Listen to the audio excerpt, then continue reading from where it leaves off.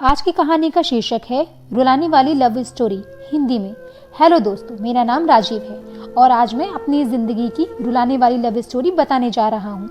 जीवन में जो आप सोचते हो कभी कभी उसका ठीक उल्टा ही आपके साथ हो जाता है। मेरे साथ भी कुछ ऐसा ही हुआ। वो हमारा स्कूल का दिन था जब मैं एक श्रुति नाम की लड़की को पसंद करता था। उस समय मैं 10th क्लास में था, श्रुति भी 10th क्लास में ही थी।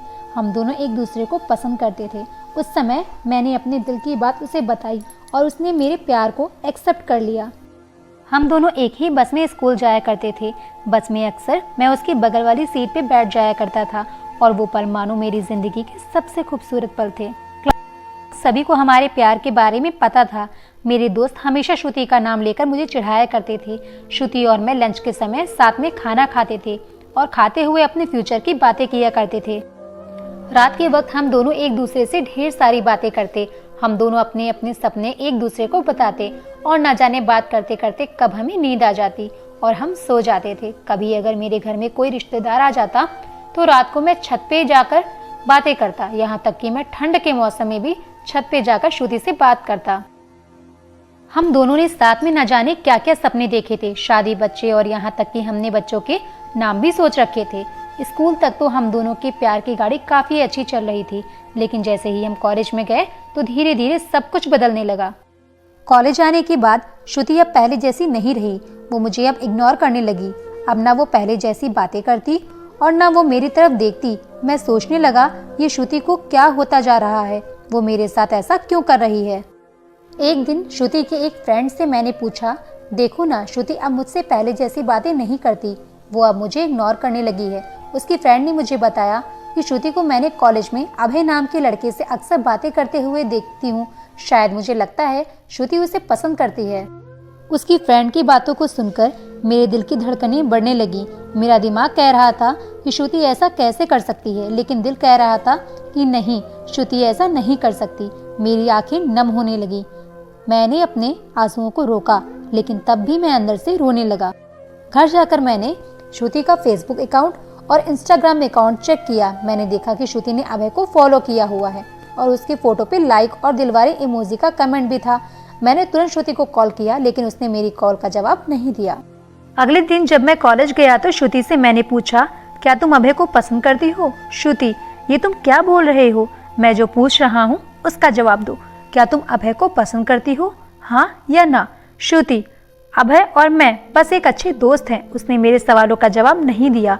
मुझे समझ नहीं आ रहा था कि मैं क्या करूं। मैं अब काफी चिढ़ा हो गया और छोटी छोटी बातों पे नाराज हो जाया करता।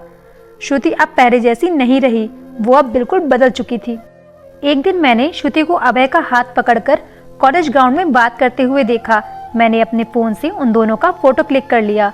कॉलेज खत्म होने के बाद मैं श्रुति के पास गया और उससे कहा, श्रुति 2 मिनट मुझे तुमसे कुछ बातें करनी है। श्रुति, हाँ बोलो, क्या बात करनी है राजीव, तुम अभय को लाइक करती हो ना? श्रुति, मैंने तुम्हें कल ही बोला था कि अभय और मैं बस एक अच्छे दोस्त हैं। राजीव, सिर्फ अच्छे दोस्त हो ना? तो ये फोटो देखो, एक दूसरे का हाथ पकड़कर क्या बातें हो रही थी। श्रुति गुस्से से मेरी तरफ देखी और बोली, हाँ मैं उसे लाइक करती हूँ, तुम्हें उससे क्या प्रॉब्लम है? राजीव, श्रुति, हम दोनों स्कूल से एक दूसरे से प्यार करते हैं, तो फिर ये बीच में अभय कहाँ से आ गया? श्रुति, स्कूल लाइफ वो हमारा बचपना था, बस वो प्यार नहीं था और हम सिर्फ एक अच्छे दोस्त हैं। मैं अब जा रही हूँ, बाय। हम बस अच्छे दोस्त हैं, ये बोलकर वो बड़ा आसानी से चली गई। मेरे और मेरे फीलिंग्स के बारे में उसने एक पल भी नहीं सोचा। मैंने तो उससे सच्चा प्यार किया था। उस रात मेरे आंखों में आंसू और नजरों के सामने वो पुरानी यादें साफ दिखाई दे रहा था। उसकी पुरानी फोटो को देखकर मैं बस रोता रहा। मुझे कुछ भी खाने पीने का मन नहीं कर रहा था। मेरी भूख प्यास सब मर चुकी थी। मैं बीमार पड़ गया। मेरी तबीयत पूरी तरह खराब हो गई। मैं कई दिनों तक कॉलेज भी नहीं गया। रात को जब भी उसे ऑनलाइन देखता तो मुझे तकलीफ होती। जब मैं उसे मैसेज करता तो वो मेरे मैसेज का जवाब नहीं देती। मैं बस ये चाहता था कि वो मुझसे बात करे, लेकिन वो मुझे अब भूल गई थी। श्रुति मेरा पहला प्यार था। वो कहते हैं कि पहले प्यार को आप भुला नहीं पाते हो। मैं भी उसकी यादों को नहीं भुला पाया। आज भी जब मैं अपने स्कूल के रास्ते से गुजरता हूँ तो वो पुरानी यादें फिर से ताज़ा होने लगती हैं। अब कॉलेज में दोस्तों से मुस्कुराते हुए मिलता हूँ, लेकिन अंदर से आज भी दुखी हूँ। अब ये दुख कब कम होगा? मुझे नहीं पता, जीवन में जैसा हम सोचते हैं वैसा नहीं होता। आप सच्चे हो इसका ये मतलब नहीं कि सामने वाला भी सच्चा हो। वक्त के साथ इंसान भी बदल जाते हैं।